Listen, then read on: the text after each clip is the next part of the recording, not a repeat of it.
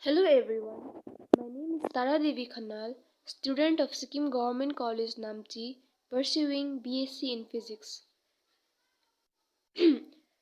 Today I am here to give a short presentation on the topic X-ray diffraction and X-ray fluorescence.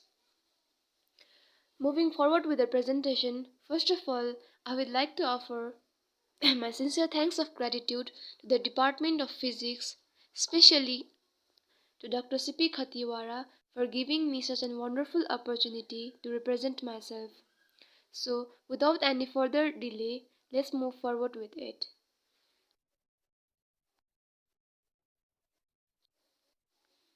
So, what is meant by X-ray diffraction?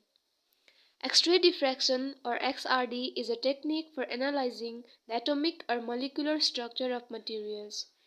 It is a non-destructive and works most effectively with materials that are wholly, part, or crystalline.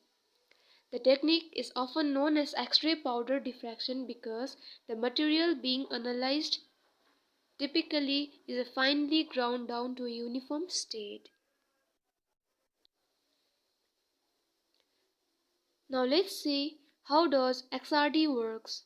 XRD works by irradiating a material with incident X-ray and then measuring the intensities and scattering angles of the X-ray that leaves the materials. We know Bragg's law is a special case of loss diffraction, which determines the angles of coherent and incoherent scattering from a crystal lattice. So here is our diagram for Bragg's law.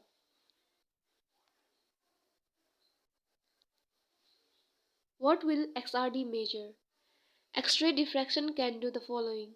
Measure the average spacing between layers of rows of atoms in a substance. Determine the orientation of an individual grain or crystal. Measure the size, shape, and internal stress of small crystalline areas. What is the difference between XRD and XRF? XRD determines the mineralogy of a sample, that is phase identification, and XRF determines the chemistry of a sample, that is elemental composition. So, what equipments do we need for XRD? We can carry out X-ray diffraction with our X-ray diffractometer. This instrument consists of three main elements: X-ray cathode tube, sample holder, and X-ray detector. So, how can we collect and interpret XRD data? To check the nature of the materials using XRD pattern, we have to look the nature of Bragg's peaks appearing in the XRD pattern. So here are some of the uses of X-ray diffraction. The main uses of X-ray diffraction is the identification of unknown crystalline materials. This can be inorganic compounds or minerals. This use of XRD is essential in geology, engineering, biology, battery research, electronics, and pharmaceuticals. Here are some of the advantages and disadvantages of X-ray diffraction. First of all, let us see what are the advantages of it. It only requires preparation of a minimal sample for analysis. XRD measurement instruments are widely available. It is a rapid and powerful technique for identifying unknown minerals and materials. Disadvantages: typically, XRD analysis requires access to standard reference data. Preparation of samples often requires grinding them down to a powder. To best identify an unknown powder material, the sample should be homogeneous. Now, our another topic is X-ray fluorescence.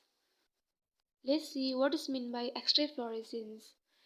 X-ray fluorescence involves the use of specialist instruments to analyze different materials by directing X-ray beams to them.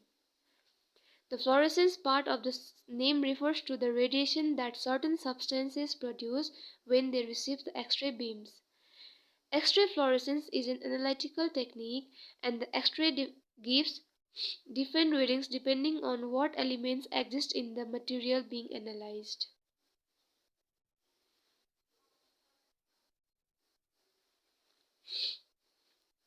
What is it used for? Because XRF enables the simultaneous detection of elements, it is well suited to rapid qualitative, quantitative, and semi-quantitative analysis of materials. It can detect concentration from 100% down to below parts per million.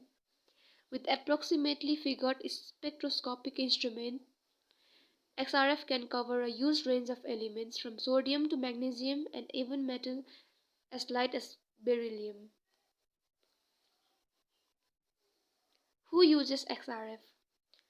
XRF is a non-destructive analytical technique and doesn't harm the material being analyzed. That makes it suitable technique for a wide variety of industries and disciplines. These include mining, food and drink, continuous process industries, environment, forensic science, pharmaceuticals, medicines, and recycling.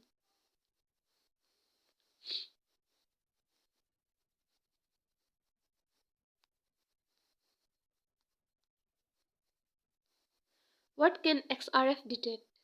X-ray fluorescence can detect and measure most elements in the periodic table, running from uranium, the heaviest element, all the way to lighter elements such as magnesium and beryllium.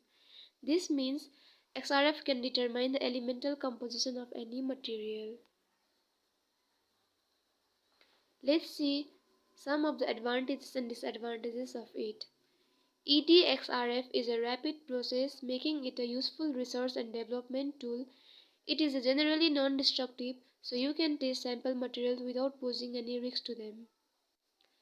Disadvantages: the reliance of EDXRF on quantity can limit measurement, with 5 ml to 10 ml typically being the typical volume required for best performance. It can also face limitation in measuring lighter element. As an alternative, WDXRF can handle more complex samples, but it is more expensive, more time consuming, and requires more expertise to operate. Thank you.